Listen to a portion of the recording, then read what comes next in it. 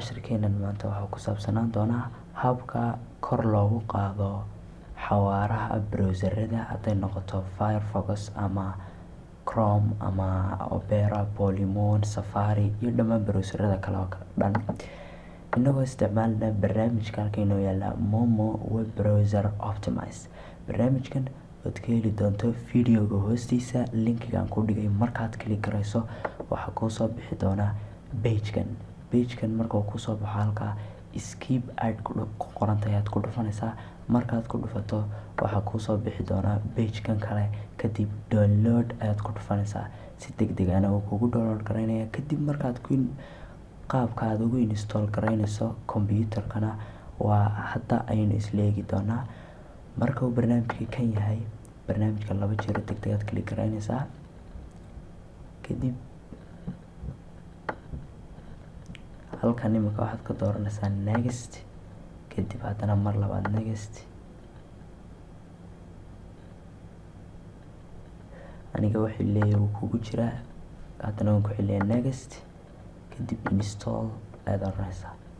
Kadib markaa install garayo launch Momo Web Browser Optimize. halkaa launch waxay faa'iido leedahay haddaad calaamadda saarto si degdeg ayuu programku u soo kacayaa. Kadib finish dheh, barnaamijku ku soo kacay waa kan. Marka ugu horeyso barnaamijku uu soo kaco qaabkan oo kale weeyaan, meelahaas saas oo dhan ay wada yihiin. kadib browserada halkan ka muuqda waa ilaa 5 browser ama 6 browser. browseradan oo dhan ma wada isticmaalaysid. kolley browserka aad u baahantahay calaamadaad saaraysaa inaad dheerayso, kadib halkanna on ayaad dhigaysaa, halkanna automatic run stop ayaad calaamadda saaraysaa, halkanna siday kaga tag. haddaba ma close garaynaysid barnaamijka oo ma xidhaysid. haddaad xidho ma shaqaynayo barnaamijka. waa inaad halka hoose dhigtaa barnaamijka. halkan minimize ayaad taabanaysaa. barnaamijka halkan hoose ayuu ku oolayaa, halkaas ayuu ku oolayaa. imika waan dhamaynay.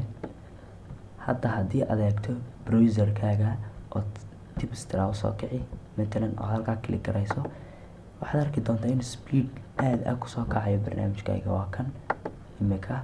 haddaan mar labaad ku celiyo Google Chrome, markaan saa u dhufto si degdeg ayuu soo kacaya. oo ila aragtaa waan jeclahay speedka uu ku soo kacayo.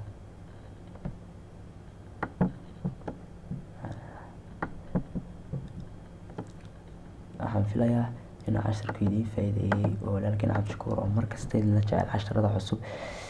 inahaas ayaan kusoo koobaynaa. wassalaamu calaykum waraxmatullaahi wabarakaatuh. hanayn laga laaweyna inaad klik garaysaan videoga hoostiisa. assalaamu calaykum.